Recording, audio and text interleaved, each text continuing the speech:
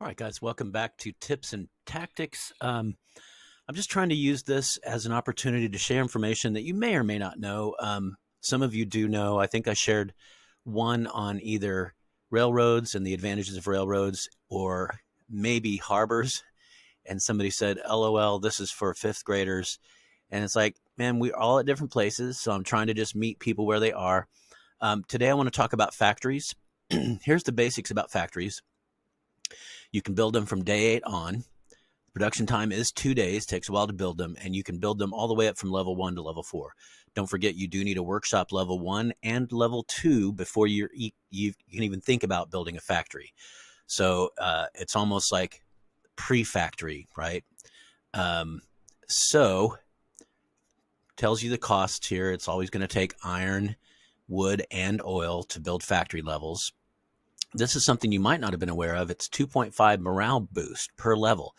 So a level 4 factory will increase that province's morale by 10%. That's pretty good. I do know a railway will increase it by 7%. I'm not sure about a harbor, but it may give you a morale boost. I'm not sure, but I know a railway will.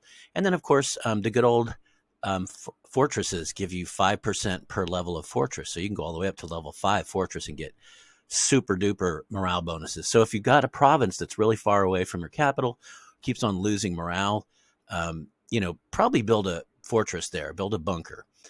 But again, maybe build some factories. Now, I'm not here to tell you this. This is stuff we all knew. Here's what I'm here to tell you. Early in the game, like my first month playing this game a year ago, I was thinking, a level 4 factory should build stuff faster than a level 1 factory because assumedly every level you add to the factory, you're adding personnel, you're adding equipment, you're making it larger. So I get it that it's producing more of whatever that territory's, production stuff is. So for instance, lumber or iron or whatever. That makes good sense. But I always wondered about the production of units.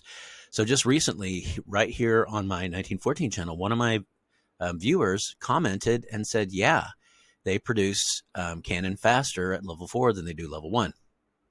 So it finally prompted me to dig in and really find some research. And I found it.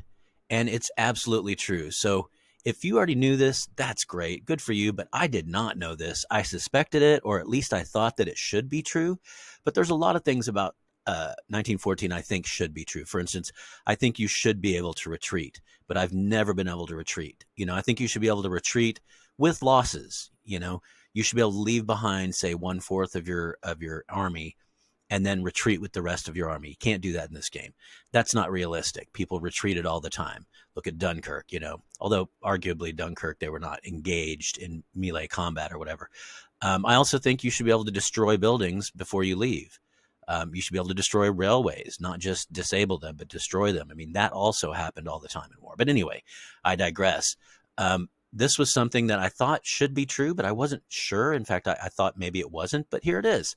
So what we have here is level 1, 2 workshop. That's the pre-factory. And then level 1, 2, 3, and 4.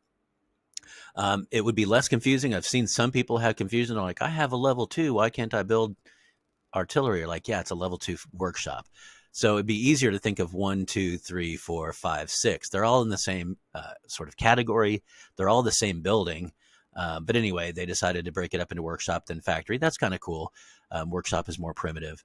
But you can see with cavalry, initially it costs 2 days. Now, of course, you have to have the barracks and the level 1 workshop. But if you do, it costs 2 days. But if you go ahead and get the level 2 workshop, I didn't know this, it goes to 1 day. So you can build twice as many cavalry. I think I'm going to play another cavalry only game. Last time the stack I did was cavalry only, but I allowed myself cannon. But by the end, I realized I think I could have won this without cannon.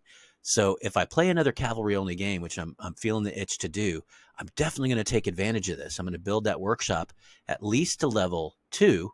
And then once you build level 1 factory, it doesn't do anything for you. But look at this. If you keep building the factory all the way up to level 4, eventually you go from 48 hours to 6 hours. So you can be churning out the cavalry. It's insane, right? Think about that. That's like 8 times the cavalry. So I've been, in previous games, I just built a level 1 workshop and a level 1 barracks and then just churned out the cavalry from there. When in fact, I need to go ahead and build it all the way up to a level 4 factory and build 8 times the cavalry. So in previous games, I've had 10 cavalry. I should have had 80. And that's not exactly true because it takes a long time to build up to level 4, but you get the point. Anyway, this works all the way across the board. It works with armored cars, but here's where this is the bread and butter. This is where it matters a lot. Look at the artillery build. Level 1 factory, 4 days.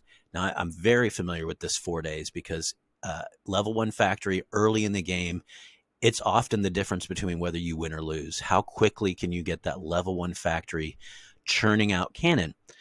So I knew level 1 was 4 days. But then, as you play the game, this game is such a long game. One game can take a month or two even, honestly, like I've had 90-day games. But what happens is you kind of lose track of how long it takes to build things as you go. But look at this. Level 2 factory builds that same artillery piece in 2 days, twice the speed. And, look, I try to build my factories up anyway because of their production value. I really like to have that production value. Also, don't forget 2.5 morale increase per level as well. So I usually try to push and build towards level 4 anyway because I know economy is so important.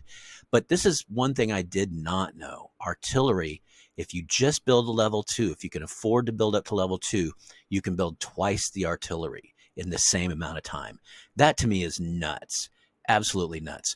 Okay, same thing with tank. On level 2, if you get it all the way to level 4, you can build twice the tanks, right? You go from 3 days to 1.5 days. So if you get it all the way to level 4, you can build twice the tanks in the same amount of time. And heavy tanks, not quite the same advantage, but you do get a 16-hour bonus if you move to level 4. Railgun, you get a 1-day bonus. Railguns take forever to develop, so why not have that level 4? A lot of people build up to level 3 because that's all you need to get all these major units. But it's looking like it might pay off significantly to go ahead and get that 4th one. Balloon, not many people build balloons, but if you've got a factory that's not doing anything, it'll only take 1 day to build it as opposed to 4 days for a level 1. And then here's another big one. Fighters, of course, you can go from 3 days to 1.5 days. So again, you can double your fighter production if you go from level 2 all the way up to level 4. But here's a big one for me. Cruisers. It looks like it's the same exact pattern as the cannon, the artillery.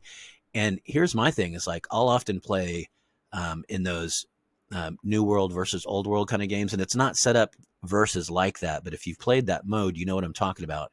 I usually play Southern America because from Southern America, I can invade northward and just take over all of America, all of the United States, all of Canada, and just have that entire sort of northern part, I guess, North America, although it doesn't start in Mexico. It's kind of a weird the way they've got it configured. But anyway, I take over that entire continent. And then what I do is I just build level 1 factories and harbors all along the coast. So I'll have 15 or 20 of them on all my coastal tiles, just churning out the cruisers.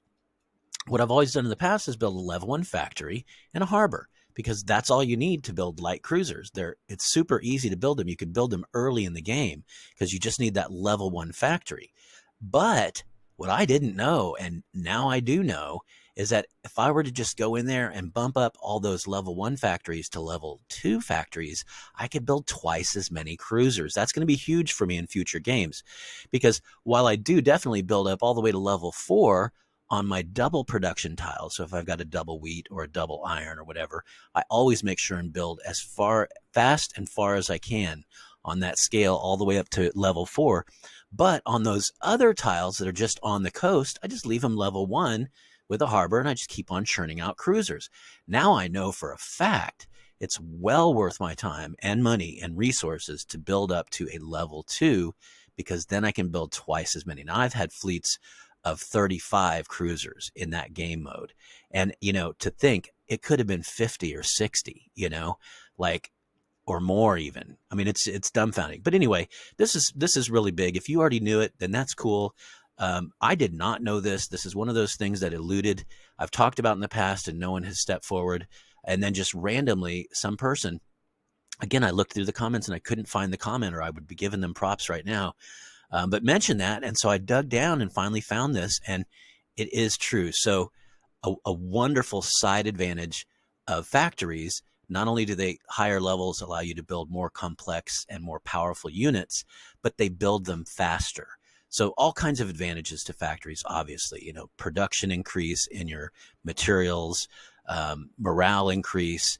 So definitely push those factories. Again, I recommend them on double resource tiles. Again, when you start with a larger base number, as the double resource tiles do, then whatever percent increase you apply to it will be more of an increase. So obviously, 25% of 100 is more than 25% of 50, right? We all know that. So you just add a larger amount by building on those double resource tiles. I say that because I see a lot of people building, um, like building a harbor on a single resource tile. And I'm like, well, you have a double resource tile on your coast. Why aren't you building it there? Build it there first. I'm not saying you can't build other places with single resource tiles, but make sure to hit those doubles first. Your economy is important. Get those doubles up and super powerful. Build them all the way out. I say, if it's a coastal tile, you should have a railway, a harbor, and a level 4 factory. Build it out. And once you've built it out, you'll see the number of material being developed today is huge. It's up in the 10,000. So, all right, guys, thanks for checking in. New info for me, maybe new info for you, but it's good stuff all around. Adios, amigos. I'll see you next time.